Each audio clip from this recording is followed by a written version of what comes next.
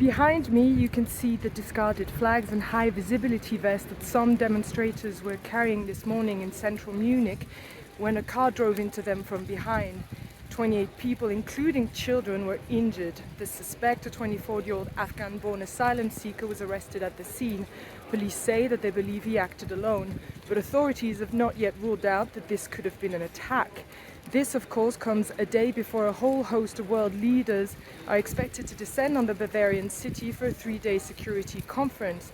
This includes US Vice President J.D. Vance, but also Ukrainian President Volodymyr Zelensky. But this also comes in the midst of an election cycle with German voters set to go to the polls on February 23rd. Alice Weidel, the co-leader of the AfD far-right party, which currently is second in the poll, has tied the incidents to migration, calling for a turning point in the country's migration policy. This is Alice Tidy reporting from Munich for Euronews.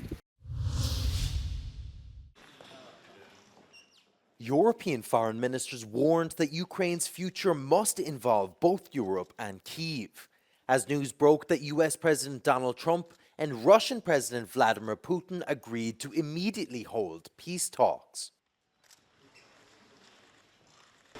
Europe plays its active role in ensuring just and comprehensive long-lasting peace for Ukraine. Ukraine's security and European security are indivisible. Ce qui se joue, ça n'est pas seulement l'intégrité territoriale de l'Ukraine, ça n'est pas simplement la sécurité du continent européen, c'est aussi et plus généralement l'avenir du droit international. Meanwhile, Kremlin spokesperson Dmitry Peskov said Putin and Trump agreed in a telephone conversation to organize a meeting in person, and that the Russian president told Trump he is ready to receive Americans in the country.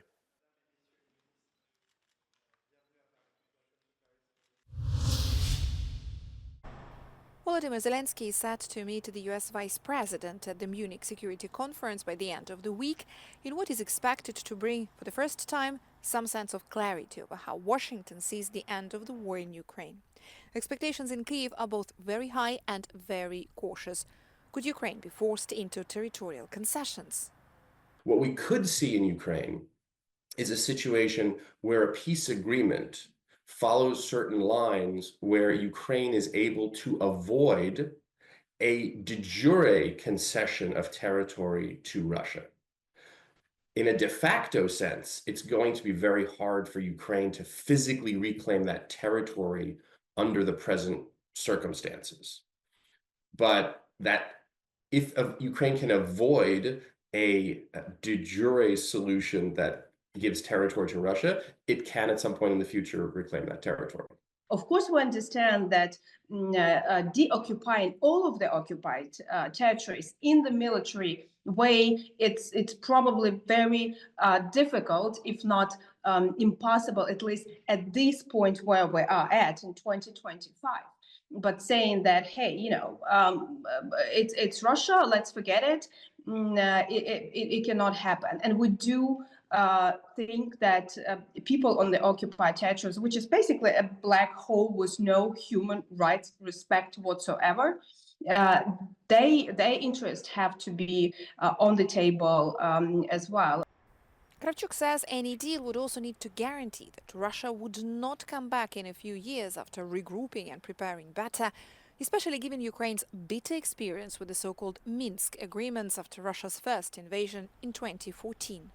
Minsk agreements was without the United States, and it also proves that this format, just Europe, without involvement of President of the United States, doesn't really work. So what are the security guarantees? And I really hope that during Munich Security Conference, this issue will be addressed. We don't need another Minsk, but we also do not need another Budapest Memorandum. Well, obviously, Europe wouldn't be able to make up for it for the United States, either politically or in practical material terms.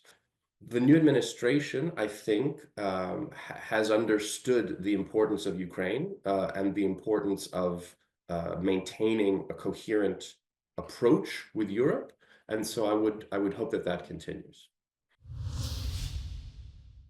The leader of Austria's far-right Freedom Party, Herbert Kickl, has called for fresh elections after coalition talks with his party and the centre-right OVP collapsed on Wednesday. Kickl was tasked with forming a coalition government by President Alexander Van der Bellen after Austria's other parties banded together in order to keep Kickl out of power. Ich habe mich beim Bundespräsidenten dafür bedankt, dass wir in den letzten Wochen, obwohl wir in vielen Bereichen ganz unterschiedliche ideologische Zugänge haben, trotzdem eine sehr, sehr vertrauensvolle Gesprächsbasis zueinander gehabt haben.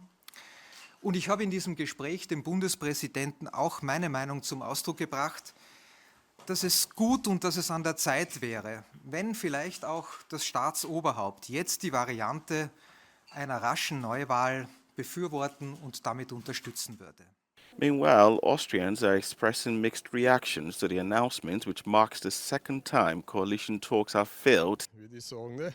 Das war ja ein Trauerspiel, was da abgegangen ist, bitte. Ja, ärgern tut mich trotzdem, weil die anderen haben 3 Monate gebraucht, haben nichts zusammengebracht und der hat gesagt, in einer Woche steht die Regierung und das stimmt auch nicht. Zeit für Neuwahlen. Kickl came first in elections held in September with 28% of the vote. However, with the FPÖ unable to form a government, Austria now enters an unclear political situation.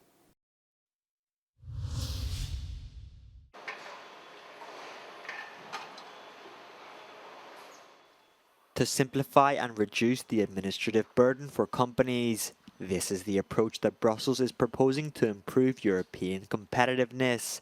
According to the EU Commission's working plan, the first areas that will be impacted include important pieces of legislation. Among them is corporate sustainability due diligence, which ensures companies address human rights and the environmental impact of their actions.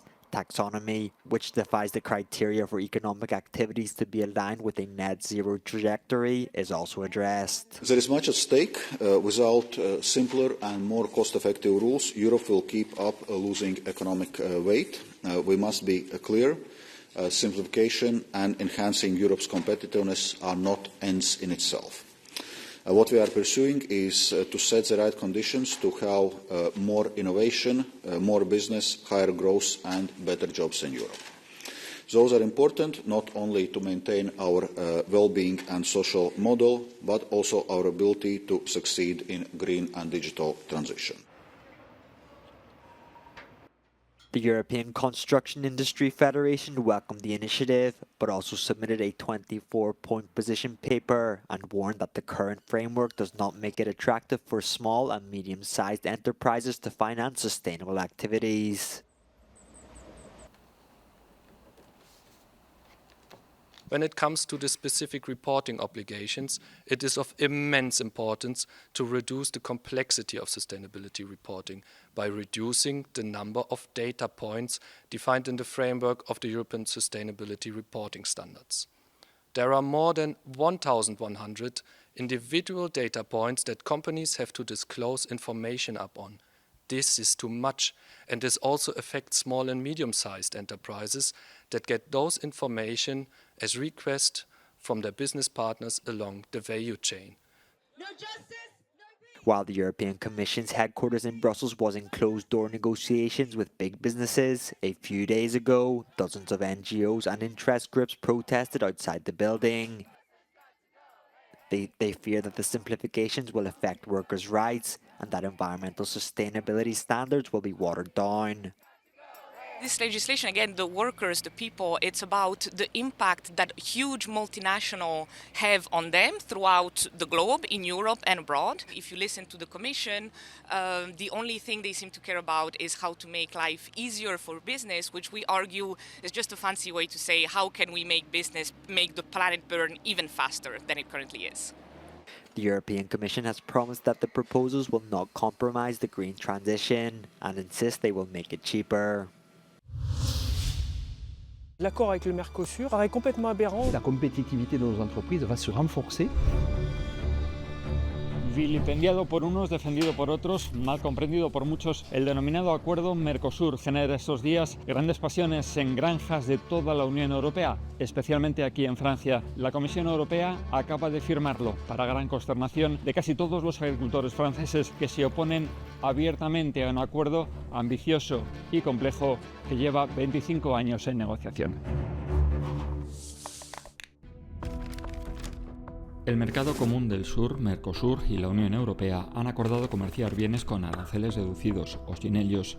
Si es ratificado, crearía un mercado de unos 800 millones de personas, una de las zonas de libre comercio más grandes del mundo. Eliminaría más del 90% de aranceles entre Brasil, Argentina, Paraguay, Uruguay y los 27 países comunitarios. Implicaría menos impuestos sobre coches, equipos industriales y productos químicos europeos, además de ropa, productos farmacéuticos y algunos agroalimentarios.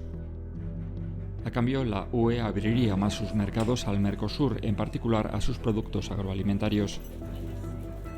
Aumentarían cuotas libres de impuestos de azúcar y aves de corral. Mercosur también podría exportar a Europa 99.000 toneladas adicionales de vacuno con aranceles reducidos, el 1,6% de su producción anual en Europa.